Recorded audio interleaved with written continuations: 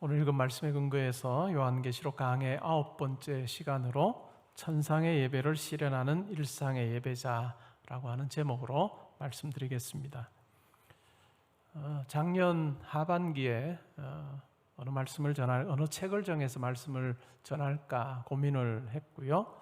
요한계시록 강의를 해야 되겠다 하는 생각을 했습니다. 그리고 요한계시록 본문 중에서 우리 교회 2021년도 주제 선구를 선택을 해야 되겠다 고심하다가 요한계시록 4장 11절 말씀을 선택했습니다. 그래서 주보에 보시면 주보 1면에 표와 함께 요한계시록 4장 11절 말씀이 주보 상단에 항상 적혀 있습니다. 우리 주 하나님이여 영광과 존귀와 권능을 받으시는 것이 합당하오니 주께서 만물을 지으신지라 만물이 주의 뜻대로 있었고 또 지으심을 받았나이다 라고 하는 찬양의 내용입니다. 이 주제 선구를 선택을 하면서 하나님께서 허락하시면 한 9월쯤에 이 말씀을 가지고 설교를 하겠구나 하는 생각을 했습니다. 물론 이것이 주제 선구이기 때문에 2021년도 첫 번째 주일, 올해 첫 주일에 저는 이 말씀을 전했습니다. 그리고 하나님께서 허락하시면 9월쯤 전하게 될 것 같다라고 하는 생각을 했고 그날이 온 것이죠. 우리의 삶을 생각을 해보면 항상 하나님께서 내 삶을 주관하신다라고 하는 생각을 하는 것이 참 중요한 것 같습니다. 우리 교회가 건축을 했습니다. 건축을 하는 동안에도 제 기도 제목 중에 하나는 하나님께서 허락하시면 하나님께서 허락하신 새 예배당에서 하나님을 잘 섬기겠습니다. 우리 모든 성도님들과 함께 정말 주님이 기뻐하실 귀한 아름다운 모습으로 하나님 잘 섬기겠습니다 라고 하는 기도를 건축하는 내내 드렸던 기억이 납니다. 당연히 시작하면 끝나는 것 아닌가. 그리고 교회 건축하고 나면 우리 교단의 헌법에 따라서 만 70세까지 위임 목사가 됐으니 그냥 하는 것 당연한 것 아닌가라고 생각하기 쉽지만 꼭 그런 것 같지는 않습니다. 교회 건축을 하던 중에 교회가 힘들어져서 담임 목사님이 더 이상 그 교회를 섬기지 않는 교회들도 저는 보았습니다. 담임 목사님이 목양실에 가구까지 다 일일이 선택은 해두었지만 결국 그 교회를 떠나게 돼서 본인이 선택한 그 가구 의자에 앉아서 한 번도 사역을 해본 적이 없는 한 적이 없는 그런 교회들 이야기를 저는 듣기도 했고 보기도 했습니다. 우리가 계획할지라도 우리의 길을 인도하시는 분은 하나님이시다라고 하는 것이 너무나도 분명한 사실인 것 같습니다. 20세기 기독교 영성가로 잘 알려진 헨리 나우엔이라고 하는 분이 있습니다. 그분은 네덜란드 화람 분이시고 미국에서 예일이나 하버드 대학에서 석좌 교수로 사역을 했던 분입니다. 학교에서의 사역을 그만두고 지적장애인 공동체, 제 기억이 맞다면 라르시라고 하는 공동체에 들어가서 그들과 함께 시간을 보냈습니다. 굉장히 지적으로 탁월한 학생들을 가르치다가 이제는 지적 능력이 좀 떨어지는 그런 지적 장애를 앓고 있는 사람들과 시간을 보냈죠. 그리고 안식년을 얻어서 그가 살았던 보스턴으로 와서 1년을 지내게 됩니다. 그러면서 그 기간 동안에 일기를 매일 일기를 쭉 적었는데요. 그것이 이제 책으로 출판이 됐습니다. 그 내용은 제가 그 지역에 살았기 때문에 거기서 말하는 하버드 스퀘어나 아니면 상점 이야기가 저는 굉장히 친숙하기는 한데요. 그가 그 안식년을 맞아서 1년 동안 그곳에 있으면서 어느 날 이런 내용을 일기에 적습니다. 그는 64세 하나님 부르심을 받는데 아마 63세 때 이야기였대요. 그러면서 하루는 자기 아버지가 그때 93세였습니다. 내 아버지가 지금 93세인데 내가 얼마나 살 수 있을까? 내 아버지만큼 살 수 있을까? 이런 내용을 일기에 적습니다. 안식년이 끝나고 그 공동체로 돌아가서 3주 후에 그는 세상을 떠납니다. 우리가 가진 계획, 내가 가진 뜻이라고 하는 것, 그것이 하나님의 인도하심 가운데 있다는 것을 우리는 항상 기억할 필요가 있습니다. 때로는 우리가 내가 내 인생 꾸려가는 거다라고 하는 생각을 하기 쉽지만 말씀은 우리에게 그렇게 이야기하지 않습니다. 우리의 삶을 주관하시는 하나님이 계시고 또한 온 인류의 역사를 주관하시는 분이 계시다라고 하는 이야기를 하고 있습니다. 오늘 우리가 바로 그 내용에 대해서 살필 것입니다. 첫 주에 4장 1절부터 11절까지 요한계시록 이 본문을 설교를 했습니다. 일주일 동안 준비를 하면서 우리 성도님들이 그때 설교를 기억하실까 하는 생각도 저는 좀 해봤어요. 그렇게 했던 이유가 뭘 것 같아요? 재탕해도 될까? 그런 생각이었죠. 본문은 제가 쭉 그냥 거의 설교 시간에 일정 분량을 제가 본문을 풀기 때문에 첫 주에 했던 내용과 다르지 않을 겁니다. 제가 원래 첫 주에 4장 1절부터 11절 해석한 내용과 9월에 오늘 제가 해석하는 내용이 다르다면 여러분들이 굉장히 혼란스럽겠죠. 해석은 동일할 것이고 그러나 적용점의 부분은 조금 다르게 한번 해볼까 하는 생각이 있습니다. 4장 부분은 천상의 하나님 그리고 천상에 있는 성도들의 예배의 모습을 우리에게 소개를 해줍니다. 4장 1절은 이렇게 시작하죠. 이 일 후에 내가 보니 하늘에 열린 문이 있는데 내가 들은 바 처음에 내게 말하던 나팔 소리 같은 그 음성이 나에게 이렇게 말했다. 어떻게 말하나요? 이리로 올라오라. 이후에 마땅히 일어날 일들을 내가 내게 보이리라 라고 그렇게 주님께서 말씀하십니다. 우리가 지난주에 라오디게아 교회에 보내는 편지에도 보면 문이 나왔습니다. 뜨겁지도 않고 차갑지도 않은 신앙생활을 하는 것 같으나 그러나 하나님을 친밀하게 주님을 친밀하게 경험하지 못하는 라오디게아 교회 성도들을 향해서 주님께서 뭐라고 말씀하셨습니까? 볼지어다 내가 문 밖에 서서 두드리노니 누구든지 내 음성을 듣고 문을 열면 내가 그에게로 들어가 그와 더불어 먹고 그는 나와 더불어 먹으리라. 이 3장에서 말한 문은 뭘까요? 마음의 문입니다. 영혼의 문이라고 할 수 있겠죠.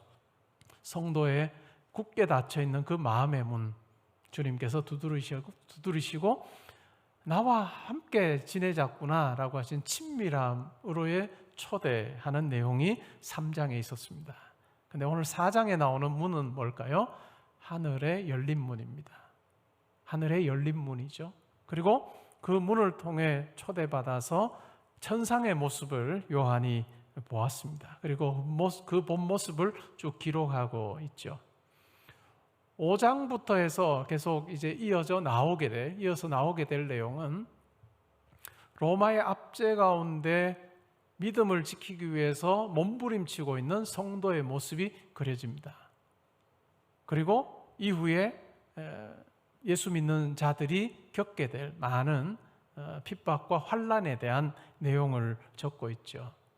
왜 그러면 그 내용을 적기 전에 이 4장에서 천상의 모습을 보여줄까라고 하는 부분, 여러분 왜 그렇게 이 요한계시록 4장이 그렇게 구성됐다고 생각을 하십니까? 아마 주님께서는 실제적인 삶에서 고통당하고 힘들어하는 성도들에게 하늘에 계신 보좌에 계신 하나님께서 그들을 붙들어 주시고 그들의 삶 가운데 함께 하신다는 것. 이 땅에 살면서 1세기의 그 상황을 놓고 우리가 생각을 해보면 로마라고 하는 거대한 그 제국, 그리고 그 제국을 통치하는 황제, 스스로 주라고 하고 또 하나님이라고 이야기하는 그 황제가 통치하는 이 땅이 아니라 황제와는 비교할 수 없는 온 우주 만물을 창조하시고 주관하고 계시는 하나님께서 성도들의 삶에 함께 하시고 이 땅의 모든 일들을 관장하고 계신다라고 하는 것을 이야기해 주고 싶었던 것 같습니다. 고난 중에 있는 성도에게 천상의 보좌에 앉으신 하나님을 떠올리게 하며 두려움과 염려 가운데 살 것이 아니라 하나님으로부터 주어지는 힘과 담력을 가지고 끝까지 믿음을 잘 지키기를 원하는 마음이 있어서 이 4장이 여러 가지 어려움들 전에 기록된 것 같습니다. 4장 1절에 보면 이후에 마땅히 일어날 일들을 내가 내게 보이리라 라고 그렇게 말씀하시는데 이것은 꼭 종말의 이야기는 아니에요. 요한이 지금 적고 있는 그때로부터 일어날, 그 이후에 일어날 많은 일들, 물론 그 내용 속에는 마지막 때에 일어날 것 같은 일들도 기록은 합니다. 2절부터 해서 5절에는 보좌 위에 앉으신 하나님에 대한 묘사가 등장합니다. 2절에 이렇게 이야기를 하죠. 내가 곧 성령에 감동되었더니 보라 하늘의 보좌를 베풀었고 그 보좌 위에 앉으신 이가 있다. 바로 하나님에 대해서 이야기를 합니다. 3절에 보면 하나님에 대해서 이렇게 묘사합니다. 앉으신 이의 모양이 벼곡과 홍보석 같고 또 무지개가 있어 보좌에 둘렸는데 그 모양이 녹보석 같더라. 이 천국은 실제입니다. 그러나 이 천국, 실제하는 이 천국을 우리 인간의 언어로 다 묘사할 수 없는 한계가 있죠. 그래서 여러 상징을 가지고 이 실제하는 천국에 대해서 또한 하나님에 대해서 묘사하고 있습니다. 4절에 보면 이렇게 말합니다. 또 보좌에 둘려 24보좌들이 있고 그 보좌들 위에 24장로들이 흰옷을 입고 머리에 금관을 쓰고 앉았더라. 우리가 요한계시록을 이해할 때는 문자적으로 이해해서는 안 됩니다. 상징이라고 하는 것을 우리가 기억할 필요가 있죠. 이 부분을 그냥 문자적으로 이해하면 장로님들이 신날 것입니다. 24장로가 있다. 근데 목사님은 없네. 권사님도 없네. 집사님도 없네. 이렇게 생각하실 수 있는데 여기에서 말하는 24장로는 구약시대의 12지파 그리고 신약시대의 12사도를 통해서 하나님을 믿게 되는 그와 같은 구원 백성을 상징하는 것이라고 우리가 이해하는 것이 좋습니다. 그들이 흰옷을 입었습니다. 흰옷이라고 하는 것은 뭘까요? 거룩하게 된 자들이다 라고 하는 의미죠. 예수 그리스도를 통해서 거룩하게 되었습니다. 그리고 머리에 금관을 쓰고 있습니다. 금관을 썼다라고 하는 건 뭘까요? 승리를 이야기하고 영광을 이야기하는 것이죠. 예수 그리스도를 통해서 성도들이 누리게 될 영광과 승리를 이야기하고 있습니다. 그런데 오늘 우리가 읽었던 9절의 마지막 부분에 가면 10절에 가면 어떻게 묘사하고 있나요? 이 24장로들이 자기들이 쓰고 있는 그 관을 보좌 앞에 드리면서 찬양하고 있습니다. 하나님께 찬양을 돌리는데 하나님께서 나에게 주신 이 영광과 승리가 내 것이 아니라 하나님께서 주신 것입니다 라고 하는 그 고백의 찬양, 그것이 등장하고 있습니다. 5절에 보시면 보좌로부터 번개와 음성과 우레소리가 나고 영광스러움과 위엄이 드러나 있습니다. 보좌 앞에 켠 등불 7이 있으니 이는 하나님의 7영이라 성령께서 함께하고 계심에 대한 이야기를 하고 있습니다. 그 다음에 6절부터 해서 11절까지는 천상의 예배와 찬양에 대한 이야기를 하고 있습니다. 6절에 보시면 보좌 앞에 수정과 같은 유리바다가 있고 보좌 가운데와 보좌 주위에 4생물이 있는데 앞뒤에 눈들이 가득하더라. 수정과 같은 유리바다는 하나님 나라, 하늘나라의 정결함과 완전함을 이야기하는 것 같습니다. 그러면서 4생물에 대한 이야기를 하는데요. 사자 같고 송아지 같고 사람 같고 독수리 같은 모양을 하고 있는 4생물에 대한 이야기를 합니다. 이 4생물은 여러 가지 의견이 분분합니다. 하나님 가까이서 섬기는 그와 같은 영적인 존재라고 그렇게 설명하기도 하는데 제 경우에는 이 4생물은 하나님께서 창조하신 모든 피조물을 의미하는 것이다 라고 그렇게 저는 이해를 합니다. 피조물 전체를 상징하는 것으로 이해를 합니다. 이 네 생물이 어떻게 하나요? 밤낮 쉬지 않고 하나님의 거룩하심과 영원하심을 노래합니다. 그리고 하나님께 영광과 존귀와 감사를 돌려드리는 것이죠.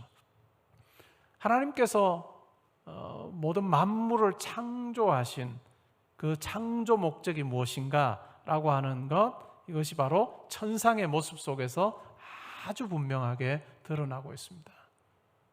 다르게 말하면 우리가 이 세상에 사는 이유도 바로 하나님을 영화롭게 하고 하나님을 찬양하고 그분의 영광스러움을 드러내는 것, 그것이 바로 우리의 인생의 목적이 되어야 된다라고 하는 것을 우리에게 이야기해 주고 있습니다. 24장로들이 보좌에 앉으신 이에게 엎드려 세세토록 살아계신 이에게 경배하고 자기의 관을 보좌 앞에 드립니다. 그러면서 이렇게 노래하죠. 우리 주 하나님이여 영광과 존귀와 권능을 받으시는 것이 합당하오니 주께서 만물을 지으신지라. 만물이 주의 뜻대로 있었고 또 지으심을 받았나이다 라고 그렇게 찬양합니다. 이 세상의 어떤 오케스트라를 통해서도 흉내낼 수 없는 그 같은 천상의 예배, 천상의 찬양, 그것을 우리가 오늘 이 본문을 통해서 확인할 수 있습니다. 이 천상의 실제, 천국의 실제라고 하는 것, 이것이 우리 성도의 삶에는 매우 중요한 것 같습니다. 천상의 실제, 우리가 요한이 보았던 환상을 통해서 우리가 이와 같은 천상의 실제를 보지 못한다 할지라도 우리가 말씀을 통해서 요한이 본 것을 적어 놓은 이 말씀을 통해서 하나님 나라가 있다, 이 세상이 전부가 아니고 하나님 나라가 있다라고 하는 것을 인식하는 것은 참 중요한 것 같습니다. 그래서 히브리서 11장 2절에 보면 이런 내용이 나오죠. 믿음으로 모든 세계가 하나님의 말씀으로 지어진 줄을 우리가 아나니 보이는 것은 나타난 것으로 말미암아 된 것이 아니니라. 믿지 않는 분들은 이 세상에 일어나는 모든 일들은 이 세상 안의 인과관계의 결과물이다 이렇게 생각을 합니다. 그러나 우리 믿는 자들은 그렇게 생각하지 않습니다. 이 세상에 일어나는 모든 일, 그리고 내 삶 가운데 일어나는 모든 일도 바로 보좌에 계시는 하나님의 주관하심 속에 있다라고 하는 그 분명한 고백을 우리는 하며 살아갑니다. 온 우주 만물의 중심에 계시는 하나님, 그분이 역사를 주관하고 계시고 내 삶을 주관하고 계신다. 그래서 온 세계가 그곳을 중심으로 돌아간다라고 하는 생각을 하는 것입니다. 만물이 존재하는 이유이기도 하고 우리가 존재하는 이유이기도 합니다. 근데 이 천상에 대한 이 고백, 이것을 사모함, 이 인식 자체가 사라지면 어떻게 될까요? 이 인식이 사라지게 되면 내가 주인 되어 살 가능성이 굉장히 높습니다. 내가 주인 되어 살 가능성이 매우 높은 것이죠. 캐나다 토론토 대학의 심리학과 교수로 있는 제니퍼 스텔라라고 하는 여자 교수님이 있습니다. 그분은 긍정 심리학자입니다. 인간의 여러 감정들 중에서 좋은 감정들, 사랑이라든지 섬김이라든지 봉사라든지 하나됨이라든지 기쁨이라든지 이런 부분에 참 많은 관심을 가지고 연구를 하는 분이에요. 그러면서 이 좋은 감정들이 그 사람의 삶에 어떤 영향을 미치는가 하는 부분들에 대해서 연구를 많이 합니다. 그 중에서도 특별히 이 스텔라라고 하는 이 교수님이 관심을 가지는 것이 바로 영어로는 O라고 하는 AWE, 우리말로 하면 경외심이라고 할까요? 이 경외심이라고 하는 것에 굉장히 많은 관심을 가지면서 연구를 하고 있습니다. 그러면서 이런 이야기를 해요. 경외심이라고 하는 것, 우리가 어떤 때 경외심을 느끼나요?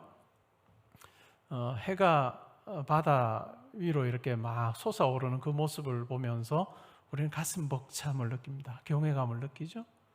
아니면 참 엄청난 그 폭포 앞에서, 나이아가라 폴이나 이런 폭포 앞에서 우리는 굉장히 경외심을 느낍니다. 이 경외심을 느낀다라는 것은 뭘까요? 내가 얼마나 작은 존재인가라고 하는 것을 경험한다는 거죠. 특별히 이제 코로나19 이 시기를 우리가 보내면서 이제까지 일반적이었던 많은 만남들 자체가 지금 불가능해졌습니다. 혼자 지내는 경우가 많습니다. 그러다 보니까 어떤 경향이 강할까요? 에고가 더 강해지는 것, 내가 더 강해지는 경향이 있다는 것입니다. 근데 이 내가 더 강해질 때, 그때 우리는 내가 주인 되어서 내 삶을 꾸려가야 된다라고 하는 생각이 우리의 삶을 지배하는 경향이 있습니다. 근데 그렇게 되면 스트레스도 많고 고민과 걱정이 실제적으로 더 많다는 것이죠.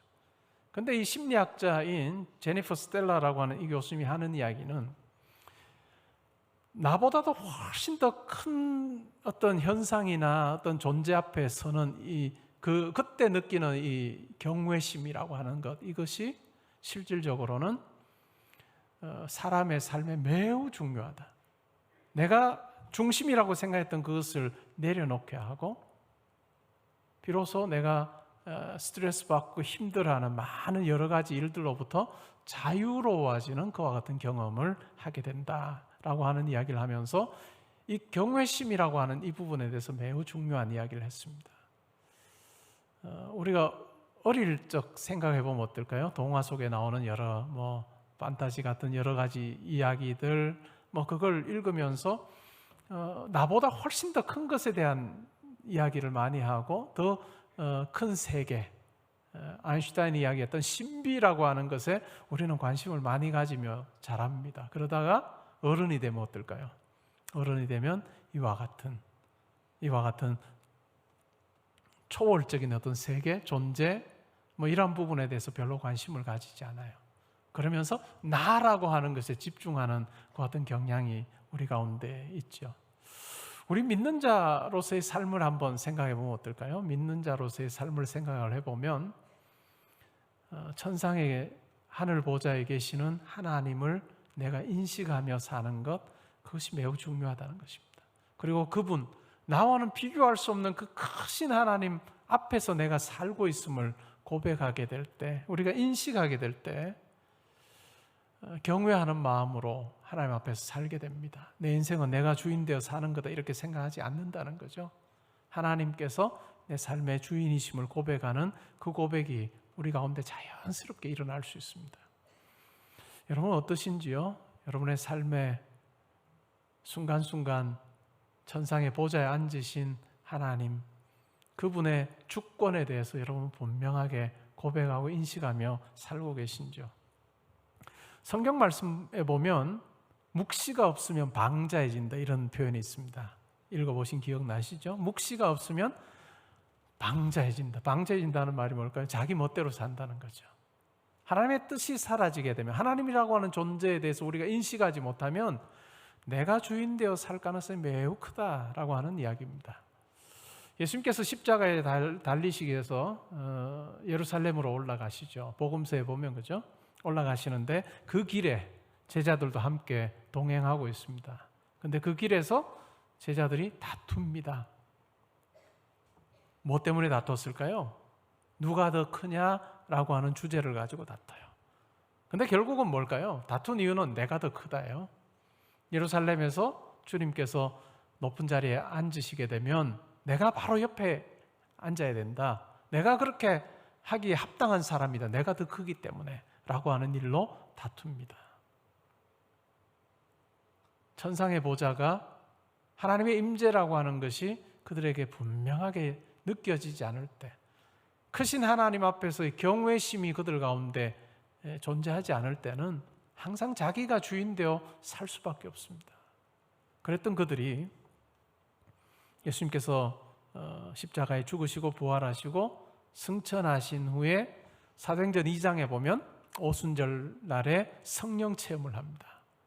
성령 체험을 하죠. 성령 체험을 해서 온 집에 모여 기도할 때 온 집에 가득한 성령의 임재가 있습니다. 그리고 불의 혀같이 갈라지는 것이 각 사람 위에 임합니다. 공동체적으로 그리고 개인적으로 임한 성령에 대한 이야기를 합니다. 이 성령을 경험하고 각기 난곳 방언으로 그들이 말하기 시작하는데, 이 성령이 임한 것에 매우 중요한 현상이 있다면 그것은 바로 한 50일 전에 예수님과 함께 예루살렘으로 가던 길에 다퉜던 그들이 내가 더 커라고 생각을 하고 내가 주인 되어야 되고 내가 드러나야 된다라고 생각했던 그들이 하나님의 영의 이 체험을 하고 나서, 성령 체험을 하고 나서는 완전히 바뀝니다. 베드로와 함께 11 사도들이 함께 서서라고 그렇게 이야기해요. 베드로가 복음 전하고 설교하는 그 부분에 어떤 사도들도 왜 베드로 당신 혼자 복음을 전합니까? 라고 그렇게 다른 이야기 하지 않아요. 한 마음이 돼서 베드로가 전하는 그 설교에 동참하고 있는 그와 같은 모습을 보게 됩니다.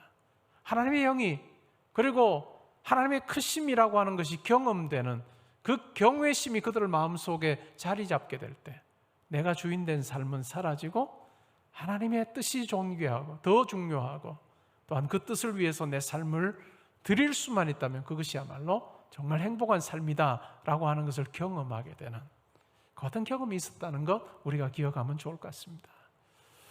우리가 예배 자리에서 하나님께 찬양을 올려드리고 기도합니다. 하나님의 임재를 우리가 경험하기를 원합니다. 정말 감격 있는 예배를 드리면 좋겠다라고 하는 것이 우리 개포동교회 신앙생활에 아주 중요한 한 바람이기도 하죠. 그러면 우리가 이 하나님의 임재를 경험한다라고 하는 것, 정말로 뜨거운 예배, 우리는 굉장히 뜨겁진 않지만 일단은요, 정말 하나님의 임재를 경험한다는 것이 어떤 걸까요? 성령 체험을 하고 나서 내가 정말 이루기를 원했던 그 일을 내가 더 이룰 줄 믿습니다라고 확신하는 그것이 성령 체험의 결과일까요? 저 기도 제목을 가지고 내가 기도하고 하나님께서 들어주시면 내 삶이 훨씬 더 편해질 거다라고 하는 생각과 확신을 가지는 그것이 성령 체험일까요? 저는 그렇게 생각하지 않습니다. 성경은 절대로 그렇게 이야기를 하지 않아요. 우리가 기도원 삼배용사 말씀과 기도 집회를 통해서 한 가지 기도의 소원을 가지고 하나님 앞에 나아가고 엎드립니다. 그 한 가지 기도 제목을 가지고 하나님 이 기도에 응답해 주십시오라고 간구할 때 우리가 성령의 지배 가운데 있게 된다면 이 한 가지 기도 소원을 계속 하나님 앞에 올려드리면서 결국은 하나님 이 일을 통해서 정말 하나님이 존귀해지기를 원합니다. 이 일을 통해서 많은 사람들이 유익을 얻게 되기를 원합니다 라고 하는 그 간구로 귀결될 때 그것이 성령 충만함이고 하나님의 임재를 경험하는 사람의 기도라 할 것입니다. 내가 주인됨에서 하나님이 주인됨을 고백하는 삶이죠. 우리 개포동교회 성도님들의 삶에서 천상의 보좌에 계시는 하나님, 내 삶을 주관하시고 이 역사를 주관하시는 하나님, 때로는 우리의 삶에서 도무지 이해되지 않는 일들이 있고 모호한 어떤 상황들이 있다 할지라도 나는 다 이해할 수 없으나 그러나 하나님께서 내 삶에 함께 하셔서 하나님의 뜻을 이루실 줄 믿습니다라고 하는 그 고백, 그것이 바로 하나님께서 우리를 통해서 듣기를 원하시는 그 같은 믿음의 고백이라 할 수 있을 것 같습니다. 내가 주인 되는 삶이 아니고 내가 기도해서 이것 얻으면 내가 더 편할 거야, 내가 다른 사람들 앞에 더 떵떵거리면서 살 거야 라고 하는 마음으로 우리가 신앙생활을 한다면 천상의 보좌에 하나님이 아니라 인생의 보좌에 우리가 앉아있는 격이 될 것입니다. 오늘 이 천상의 이 모습을 보며 하나님이 내 삶에 주고 앉아있습니다.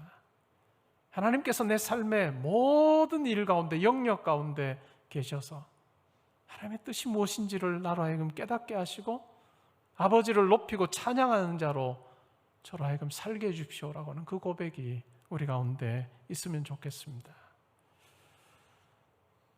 태어난 지 6주 만에 시력을 다 잃은 찬양 작사가가 있습니다. 그녀의 이름은 페니 크로스비라고 하는 여자분인데요. 여러분 한번 상상해 볼까요? 태어나서 6주 만에 시력을 잃었으니까 그녀의 기억 속에는 그냥 육신의 눈을 통해서 본 기억은 아무것도 없을 거예요. 우리가 인간적으로 보면 어떤가요? 낙심하고 절망하고 불평하고 원망해야 될 것 같은데, 이 페니 크로스비는 예수를 믿고 난 이후에 그가 누리게 되는 그 감격에 대해서 정말 생생하게 고백했고, 그리스도께서 주시는 이 복에 대한 그 내용을 9,000편이나 되는 이 찬양 곡 속에 가사로 담아냈습니다. 그러면서 육신의 눈은 볼 수가 없었지만 영의 눈이 열려서 그 하늘의 영광스러움과 하늘 보좌의 그 말로 형언할 수 없는 그와 같은 것들을 이야기하면서 사모하는 마음으로 그는 많은 찬양 가사를 적었던 것을 우리는 알 수 있습니다.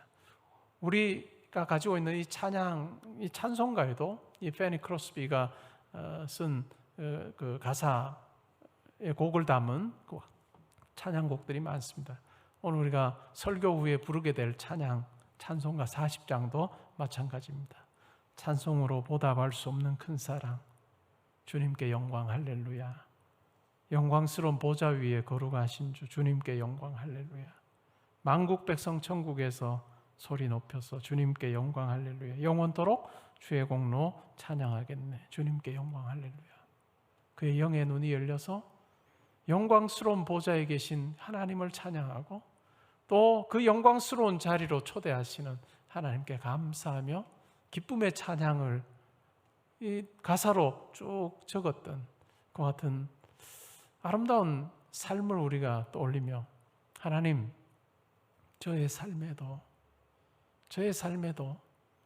내가 편안하는 것이 내 인생의 목적이 되지 않게 하시고, 하나님을 용화롭게 하는 것이 목적이 되게 하시고, 하나님의 뜻을 받들어서 유효기간이 있는 이 땅에서의 삶을 살며 하나님께서 기뻐하실 일들을 내가 행하며 살기 원합니다.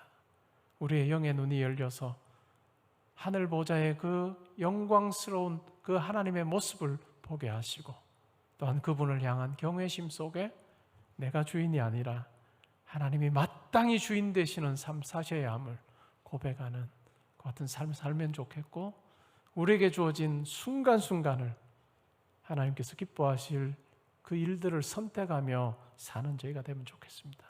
그리고 하나님께서 우리를 오라 하시는 그날에 우리가 하나님 보좌 둘러서서 아버지를 영화롭게 하는 그 천상의 찬양 드리는 자로 우리가 산다면 그것보다 더 아름다운 인생은 없으리라 생각합니다. 그런 모습으로 잘 살다가 우리가 영원한 하나님 나라에서 아버지를 노래하는 우리 모두 될 수 있기를 주님의 이름으로 축복합니다.